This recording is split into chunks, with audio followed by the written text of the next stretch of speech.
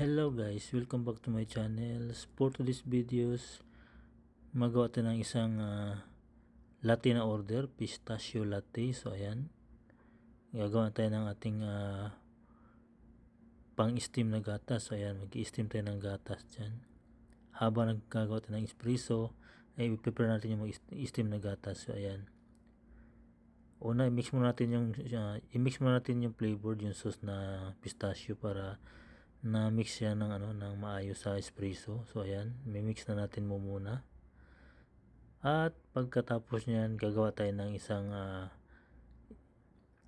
steam, no? Ayan, sa microfoam natin. Maggawa tayo ng microfoam. At ito na, mag-latte art na tayo ngayon sa ating pistachio latte. So ayan guys, no, ang ating latte art dyan ay 13 stack tulip, mga basic lang. So basic lang muna ang ating gagawin, 13 stack tulip na latte art design. So ayan guys, habang ginagawa ko yan ay kinukontrol ko yung kamay ko sa pagbuhos, no, sa pagpupur niya para malinis yung texture ng ng latte art mo at saka magandang tingnan. Tingnan natin guys yung resulta.